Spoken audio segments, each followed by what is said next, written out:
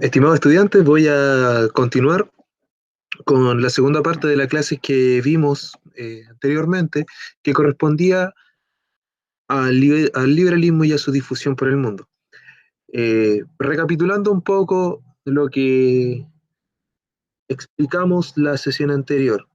En primera instancia, es importante entender de que el liberalismo es una doctrina política, económica y social que surge durante el siglo XVIII y que logra consolidar una serie de cambios importantes en el mundo.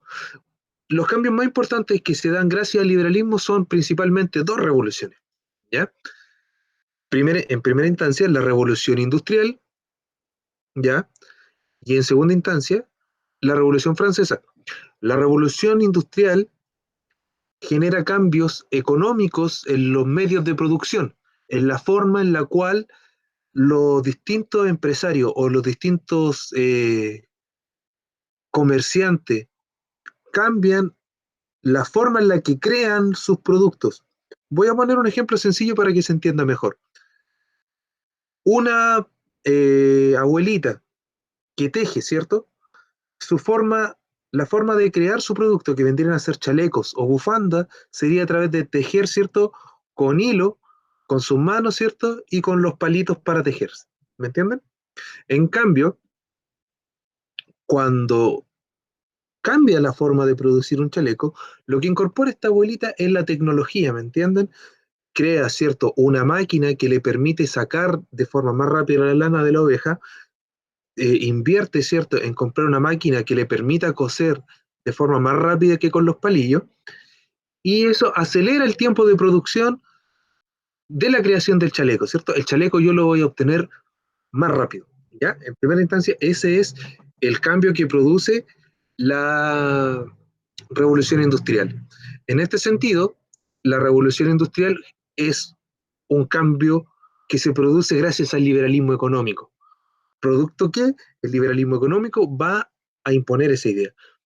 Sin embargo, en este momento y en esta parte de la unidad, lo que nosotros vamos a hacer énfasis es en el hecho de los, o sea, digamos, vamos a poner énfasis en los cambios políticos que genera el liberalismo. Y estos cambios políticos están dados por la otra revolución que mencioné anteriormente, ¿cierto? La primera de ellas fue la revolución industrial. Esta otra revolución es la revolución francesa. ¿Por qué la revolución francesa genera cambios políticos? Como vimos anteriormente en la clase anterior, la forma de gobierno dominante antes de la revolución francesa se le denominó monarquía, el gobierno o el poder que reside en una sola persona, ¿ya? Ese gobierno que habitualmente nosotros asociamos a los reyes, ¿ya? Entonces, lo que es importante entender es que la Revolución Francesa permitió que la monarquía dejase de ser la forma de gobierno predominante y comenzase a desarrollarse un nuevo modelo basado en la democracia y en las ideas liberales. Ahora, el liberalismo, ¿cierto?, propicia estos dos cambios. En primera instancia, los cambios propuestos en la revolución industrial, eso es netamente relacionado con el liberalismo económico, y los cambios, ¿cierto?, dados por la revolución francesa que están vinculados necesariamente con el liberalismo político. Entonces, en la clase anterior vimos que el liberalismo político plantea elementos fundamentales, ¿cierto? Principalmente vimos tres pilares. El primer pilar, la soberanía popular, propuesta por Rousseau, que establece que todas las personas, ¿cierto?, tenemos poder de decisión dentro de los gobiernos, dentro de la elección de los representantes. Eso lo conocemos como la soberanía popular, la base de lo que hoy día conocemos como democracia, ¿ya? El segundo planteamiento importante que tiene el liberalismo político es la división de los poderes. El poder se divide para que aquellos que gobiernan no tengan la capacidad de abusar del poder, ¿ya? En este sentido, la forma de gobierno en la que se aplica esta división de los poderes es la república, ¿ya? La república tiene tres poderes fundamentalmente: el poder ejecutivo, el poder legislativo y el poder judicial, ¿ya? Entonces, el último pilar del liberalismo político viene a ser la igualdad ante la ley y la constitución. Lo que quiere decir es que yo como partícipe de un gobierno, de un Estado o de una sociedad, yo tengo que respetar los derechos de las demás personas. ¿Ya? Yo tengo mis derechos, pero no tengo el derecho de eh, violar o transgredir los derechos de los demás, ¿cierto? Por lo tanto, todas las personas somos iguales ante la ley y todas las personas somos responsables de respetar nuestros derechos y los derechos de los demás. En principio, eso es el liberalismo político, ¿ya? Ahora, hay que recordar que el liberalismo político es una doctrina, son ideas, ¿ya? Estas ideas se van a aplicar en dos momentos claves de la historia. Y estos dos momentos claves inician con la independencia de los Estados Unidos en 2006. ¿Cuál es la importancia de este hecho? Que los Estados Unidos se convierten en el primer país con una constitución liberal.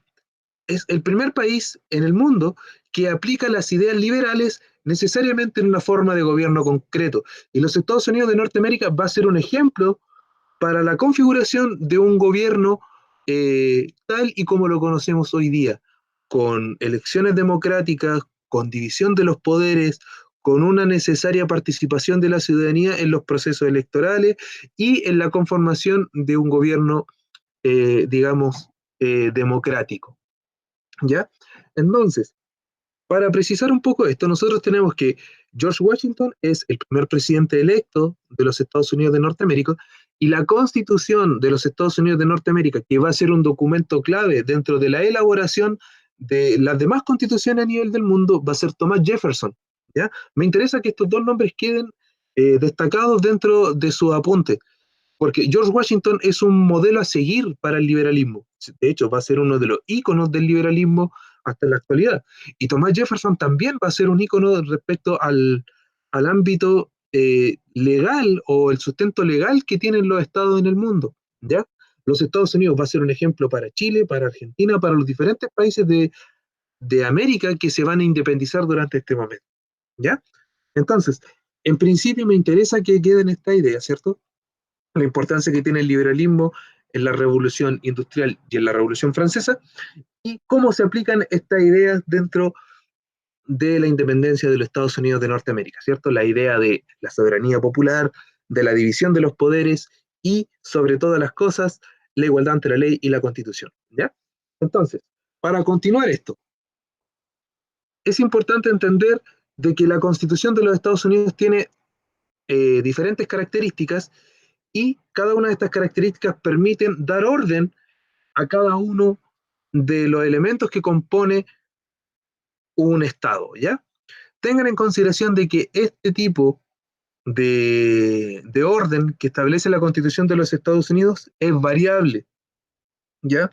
La Constitución de los Estados Unidos va a ser la base en la cual muchas otras constituciones va a ser la base de uso para que otras constituciones se puedan crear.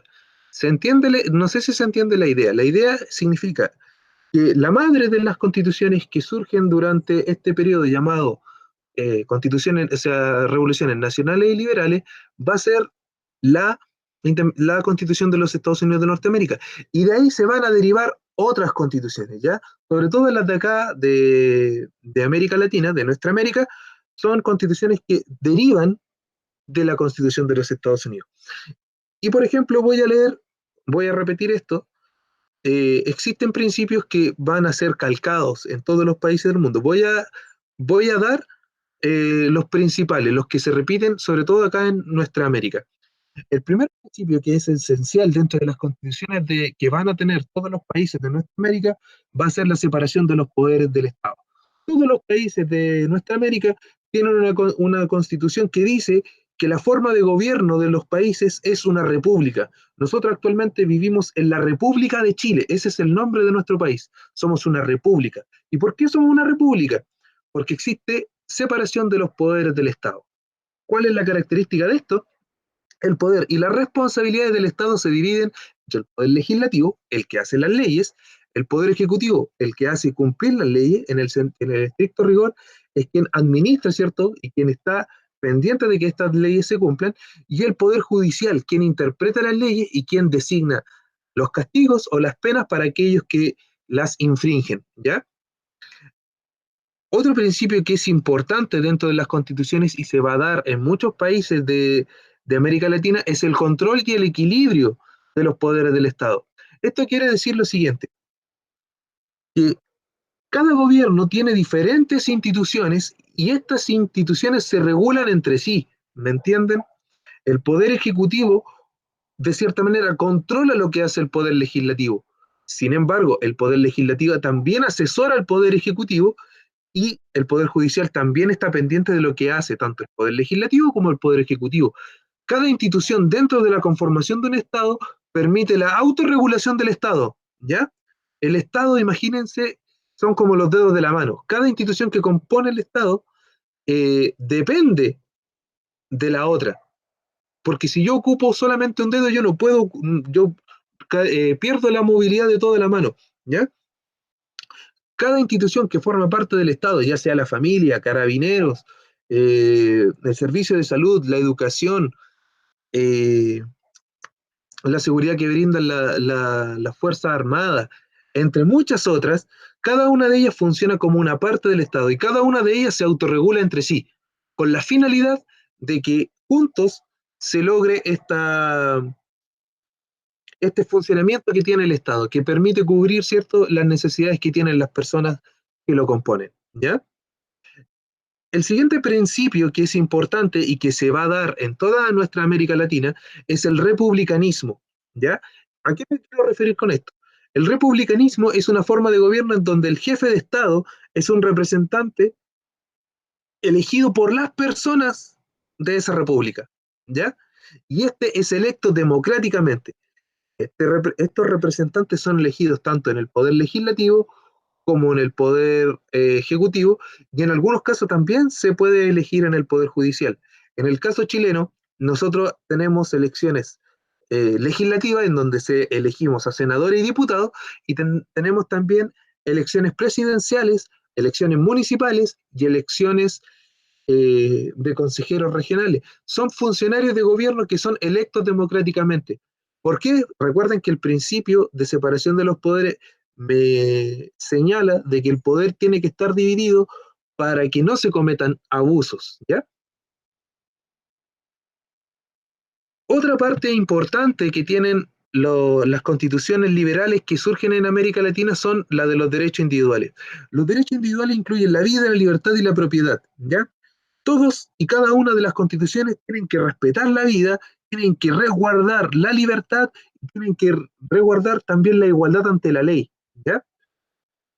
La constitución chilena dice en el capítulo 1 que cada uno de nosotros, o sea, perdón, que el Estado es responsable de cada uno de nosotros en el siguiente sentido, en nuestro desarrollo espiritual, intelectual y material. Por lo tanto, el Estado está asegurando de que nuestra vida debe tener por lo menos esas tres características, un desarrollo espiritual, intelectual y material, ¿ya? O sea, en este sentido, la constitución política exige que el Estado respete esos derechos fundamentales dentro de nuestra vida, ¿ya?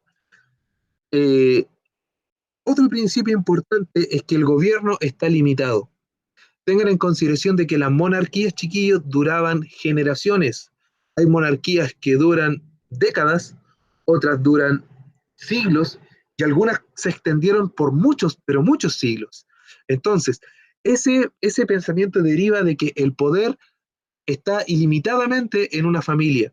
Tengan en consideración de que antiguamente con la monarquía se creía que Dios designaba a la familia que iba a gobernar. Los gobernantes eran elegidos por Dios, ¿ya? Sin embargo, en este gobierno, en esta nueva forma de entender el gobierno, se entiende de que son las personas las que eligen a los gobernantes y por lo tanto ningún gobernante puede gobernar para siempre, ¿se entiende? Porque los seres humanos vivimos de forma limitada, ¿ya? Y nadie puede gobernar por siempre, porque entre más se extiende el periodo de gobierno, mayores son los abusos, ¿ya? Entonces, cada gobierno tiene un tiempo límite. En el caso actual de Chile, el gobierno presidencial es de 4 años. El actual presidente, el señor Piñera, gobierna 4 años. Comenzó su gobierno en el 2018 y esperamos todos que su gobierno termine en el 2022 y quizás antes, ¿ya? Eh, Tenemos también la soberanía popular, que es un principio fundamental en todo régimen democrático, no solamente en América Latina, sino que en el resto del mundo, y consiste en que la autoridad del gobierno es creada y sostenido por el consentimiento de su gente. En teoría, ningún gobernante puede gobernar si no tiene el consentimiento y el apoyo de las personas, ¿ya? Los gobernantes deben tener claro de que el poder no es de ellos, el poder es de quien les da ese poder. Y en este momento, el poder democrático lo tenemos nosotros. Nosotros somos los que delegamos la responsabilidad de gobernar a nuestros representantes, ya sea el señor Piñera, a nuestro alcalde o bien a los senadores y diputados. ¿Ya? La soberanía popular reside en nosotros, en lo que nosotros podemos hacer y en lo que nosotros decidimos hacer, ¿ya? Ya sea votar, apoyar, criticar, incluso hasta protestar. Son cosas que dependen de nuestra autoridad y de nuestro poder personal que cada uno de nosotros posee, ¿ya? Estas características eh, fundamentan cada una de las constituciones que existen en nuestra América como en el resto del mundo. Ahora, esto que está acá corresponde necesariamente a lo que logran los Estados Unidos de Norteamérica. Los Estados Unidos, cuando se independizan, ellos incorporan todos estos elementos, chiquillos, ¿ya? Cada uno de estos elementos dota a los Estados Unidos un carácter novedoso a lo que se estaba haciendo desde la Edad Media. Insisto en esto, es el primer país de la historia universal en consolidar un gobierno liberal, ¿ya? Sin embargo, los Estados Unidos de Norteamérica no se va a consolidar como un Estado hasta que es reconocido por otros estados. En este sentido, los Estados Unidos de Norteamérica van a ser un país independiente pleno cuando Francia acepta y reconoce a los Estados Unidos como un país independiente, ¿ya? Entonces, cuando pasa esto, pasamos a la segunda etapa de estas difusiones del pensamiento liberal, que vendría a ser la siguiente. La siguiente etapa dentro de la difusión del pensamiento liberal son las guerras napoleónicas, ¿ya? Voy a referirme brevemente a la Revolución Francesa, aunque esto es necesariamente para contextualizar. Ya no voy a entrar en detalle, esos detalles se los publiqué en la guía, y mi intención con esto es que entiendan por qué Napoleón es importante. ¿Ya? Nosotros tenemos que hacia 1789 Francia era un reino gobernado por un rey. ¿Ya? Este rey, además de vivir con muchos privilegios, eh, era un mal gobernante. Por lo tanto, a esto nosotros le sumamos una serie de malas cosechas y de hambrunas, lo que provocó una crisis social muy grande en Francia. ¿Ya? En 1789, producto del alza del impuesto y del, el alza del precio del pan, provocó que la gente saliera a protestar en masa a las calles. El rey decide reprimir con el ejército. Ante esta iniciativa, muchos revolucionarios franceses, aquellos más radicales, se toman un edificio militar llamado La Bastilla en 1789. Y hecho esto, tomándose esta arma, ellos comienzan a enfrentarse con las tropas que eh, apoyaban al rey. ¿Ya? Hecho esto, este proceso se dilata y dura desde 1789 hasta 1791 aproximadamente, ¿ya? En donde va a existir una especie de ordenamiento. Vamos a tener que en este proceso conocido como la Revolución Francesa se van a intentar tomar acuerdos con el rey en primera instancia y cuando esos acuerdos no se respetan, eh, no va a quedar otra alternativa para la gente más desfavorecida y menos privilegiada que la revolución. Y esta revolución es una de las más sangrientas de la historia de la humanidad, ¿ya? ¿Qué cosas me interesan que entiendan?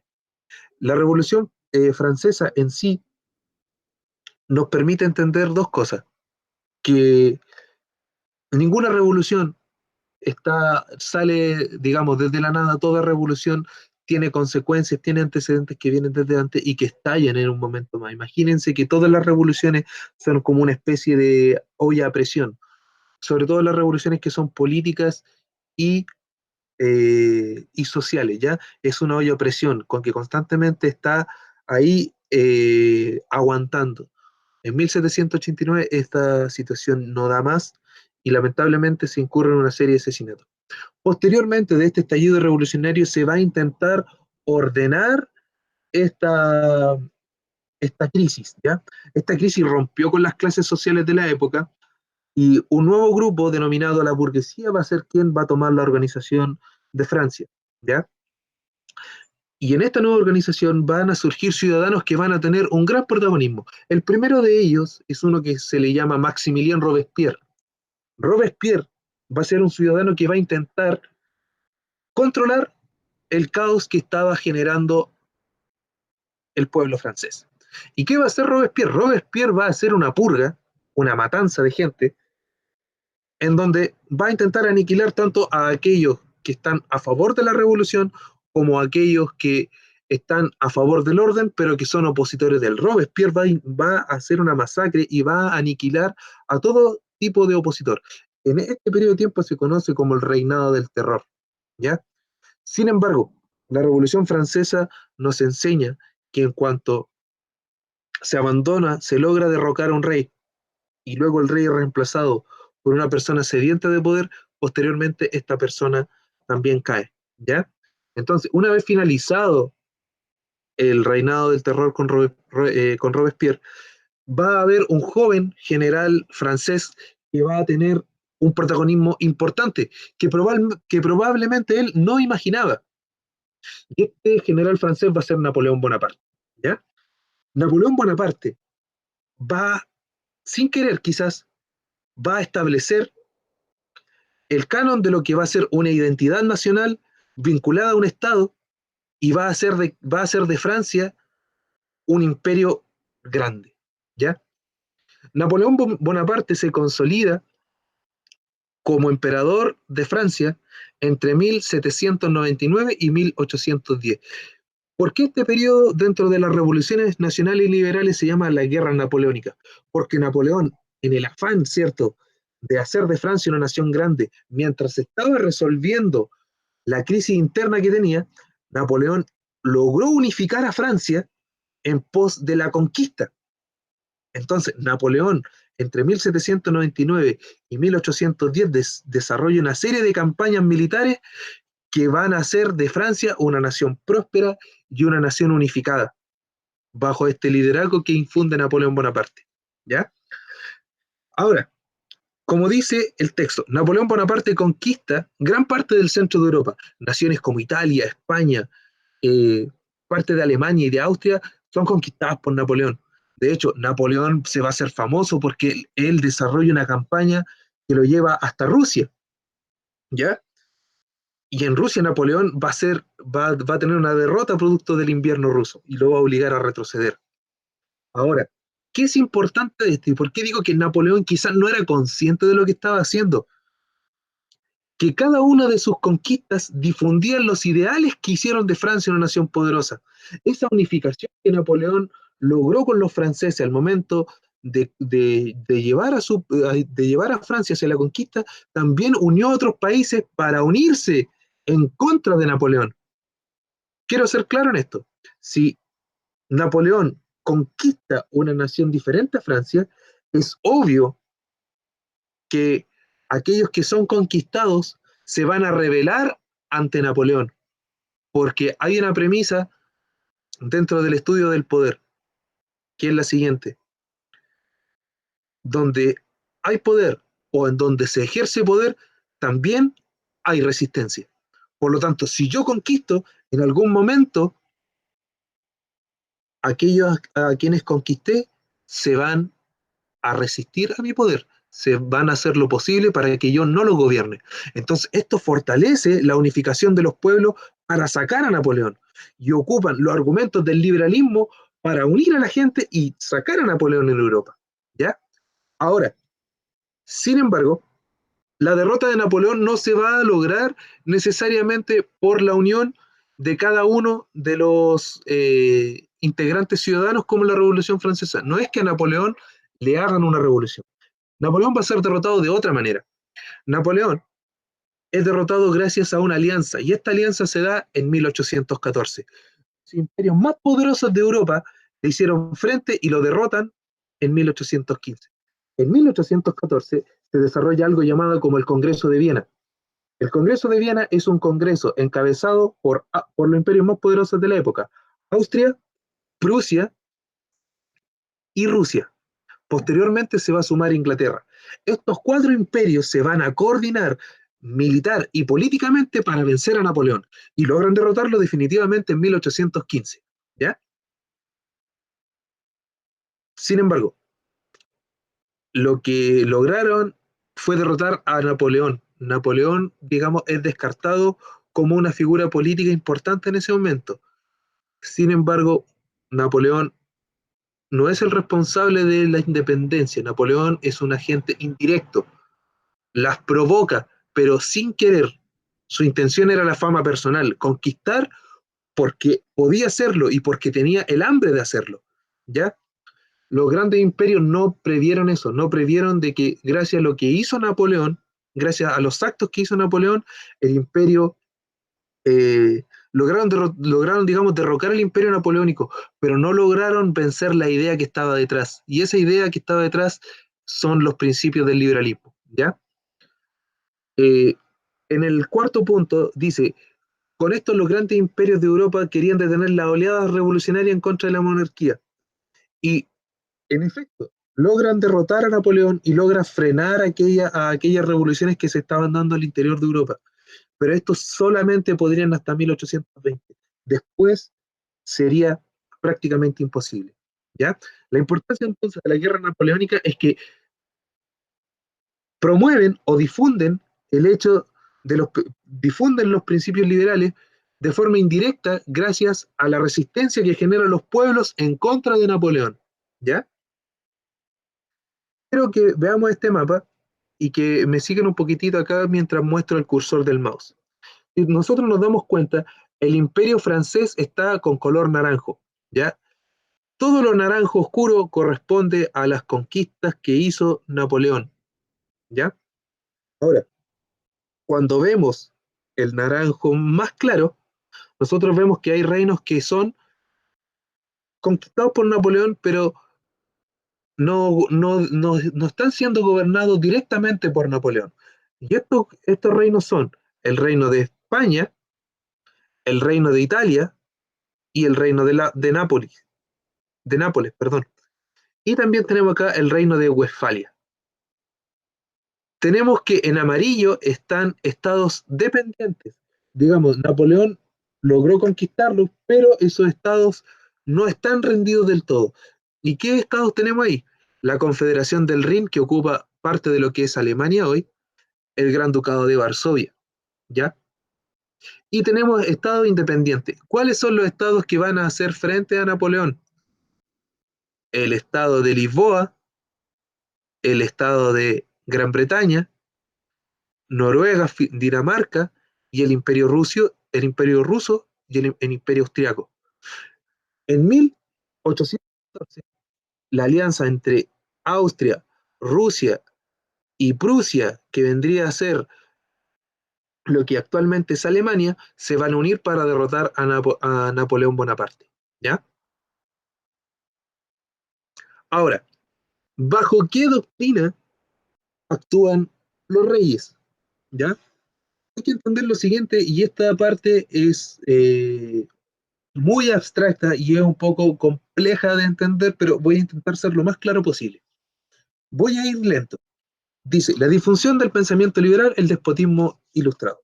Tras la Revolución Francesa y las conquistas de Napoleón, los ideales liberales fueron propagados por toda Europa. Como lo dijimos anteriormente, Napoleón indirectamente provocó la difusión del liberalismo. ¿Ya? Ahora, esto no quiere decir que los reyes hayan dejado de gobernar.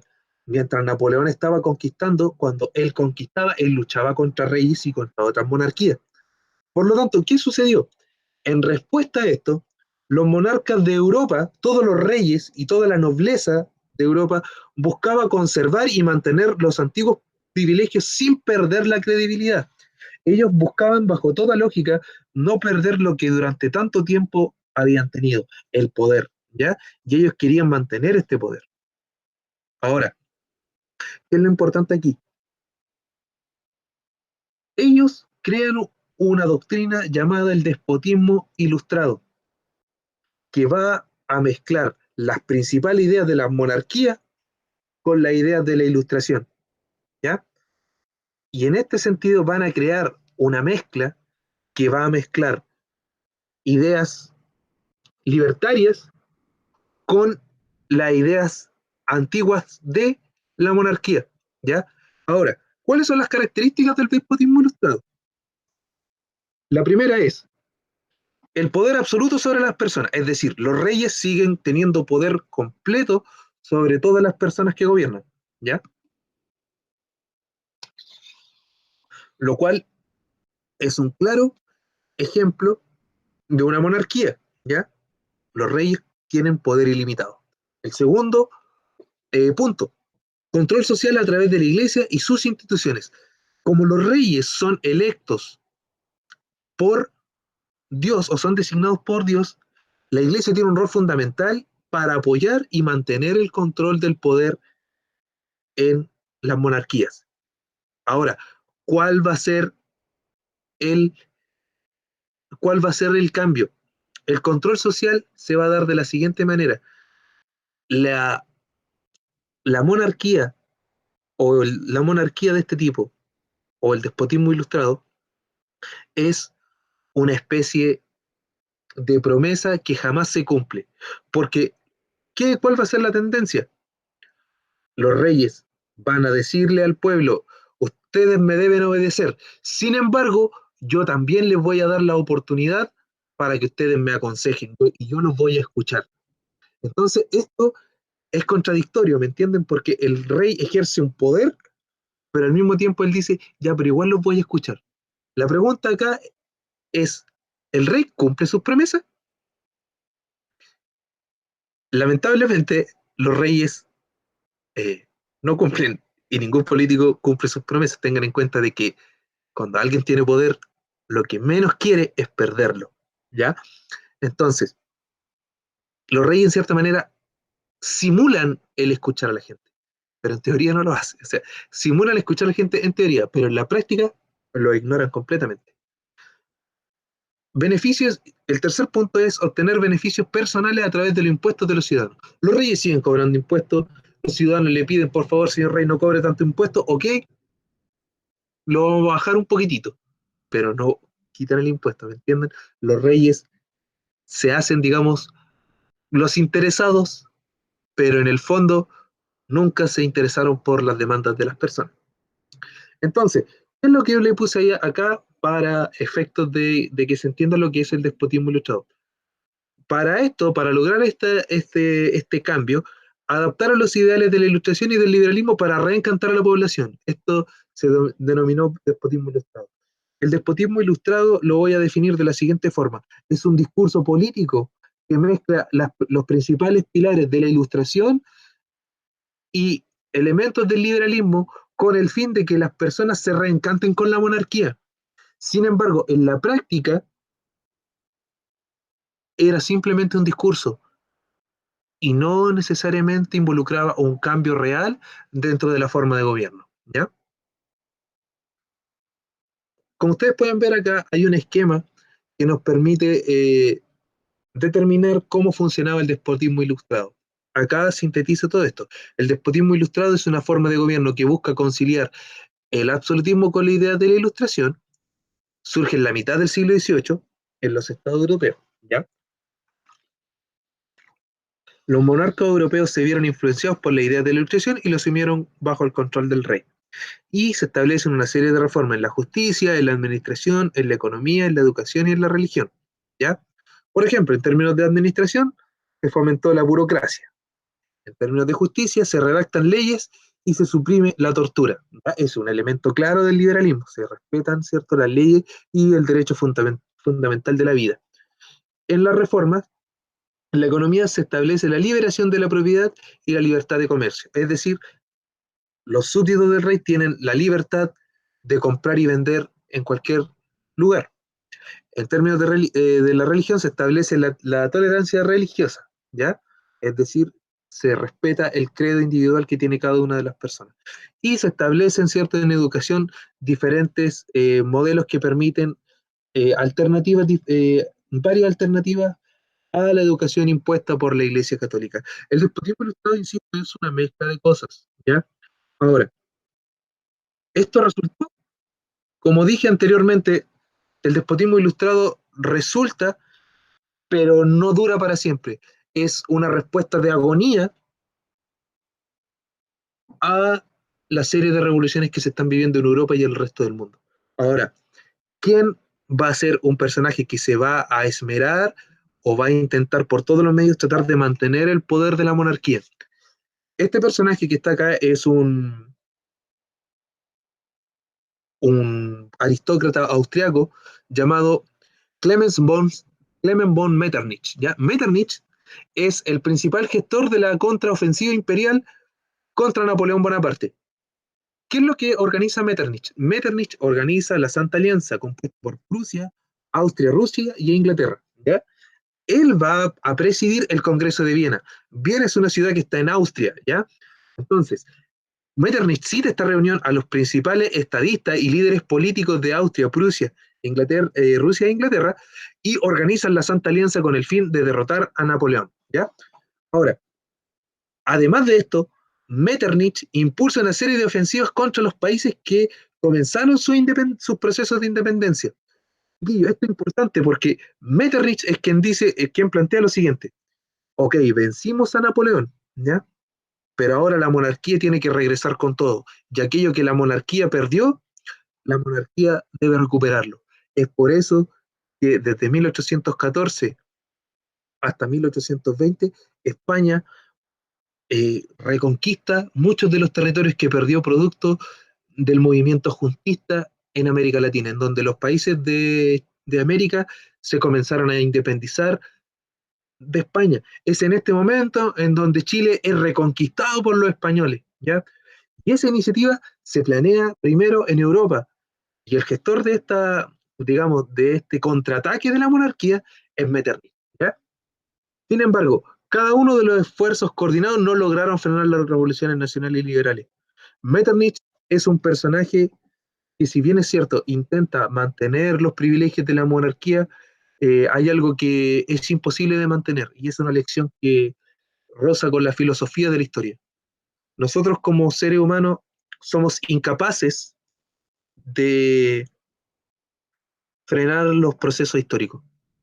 Yo puedo poner toda mi voluntad, todas mis ganas, toda mi fuerza, todos mis recursos para frenar un proceso histórico, pero la historia no depende de mí ni de mis acciones.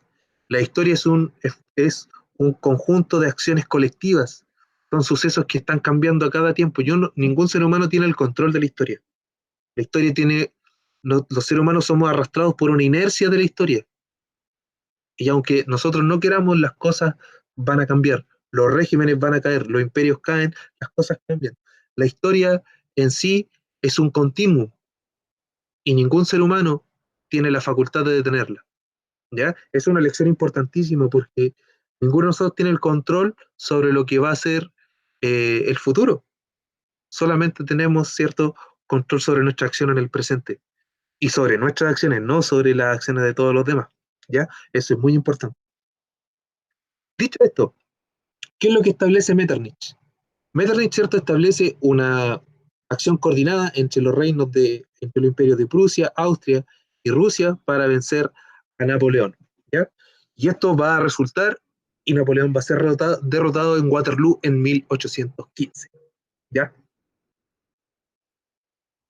Pero nosotros tenemos que, mientras está pasando eso, en Europa, fíjense en las oleadas de independencias que están ocurriendo en América Latina.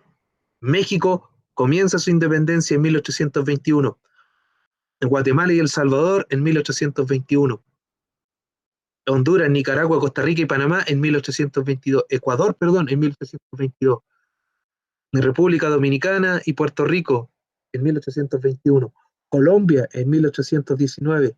Perú en 1824. Bolivia 1825. Paraguay 1811. Uruguay 1825. Argentina 1816. Chile 1818. En estos años, mientras Metternich y la Santa Alianza intentaban frenar, ¿cierto?, el avance de las revoluciones, en América Latina nosotros ya estábamos conquistando nuestra independencia. Nosotros logramos nuestra independencia militar en 1818, ¿ya? Eso es un hito importante en nuestra historia porque mientras estaba ocurriendo toda esa disputa de poder en Europa, nosotros acá estábamos dando nuestros primeros pasos como un país independiente. Fíjense, esto es lo que ocurre en 1848 en Europa. Cada uno de los estallidos que se ven acá son, son intentos revolucionarios de independencia en 1848. Ya a esta altura el Imperio Austriaco y la Santa Alianza no daba abasto para poder sofocar cada una de estas revoluciones. ¿Ya? Finalmente, ¿cuáles son las consecuencias que tiene el liberalismo en nuestra América? ¿Ya? Nosotros tenemos que en América Latina se genera un movimiento eh, que es sincrónico al de las revoluciones nacionales y liberales que están ocurriendo en Europa. Este movimiento se va a llamar el movimiento juntista, porque establece la formación de juntas de gobiernos que van a dirigir o van a llevar el proceso de independencia de los diferentes países de nuestra América Latina. ¿Ya? Las revoluciones nacionales y liberales provocaron en América tres grandes cosas. El primero, o la más importante, es el deseo de autogobernarse, es decir, las colonias que fueron conquistadas por España se van a autogobernar, ellos van a decidir quiénes van a ser su gobernante, ya no van a depender del rey. Y esto consiste en que estos países que eran colonias se van a transformar en países que van a ser soberanos e independientes, ¿ya? La segunda causa, o la segunda consecuencia, perdón, que tienen las revoluciones nacionales y liberales en América Latina es la lucha por los derechos individuales de las personas. Y consiste en que todas las personas que sean libres y letradas van a ser iguales. Chiquillo, esto es importante porque en teoría esto suena bonito, ¿ya? La igualdad para todas las personas. Sin embargo, tiene una letra chica. ¿Quiénes van a ser iguales? Las personas letradas que sepan leer y escribir y las personas libres. ¿Quiénes no son libres en América Latina? Los indígenas, los mestizos, los negros, los mulatos, los zambos, por dar ejemplos, ¿ya? Van a ser etnias que no van a ser consideradas dentro de la libertad que ofrece el liberalismo, ¿ya? En América Latina se va a ser muy racista con la igualdad y esta lucha perdura hasta los días de hoy. ¿Por qué creen que los mapuches hoy día siguen siendo discriminados por el gobierno que tenemos?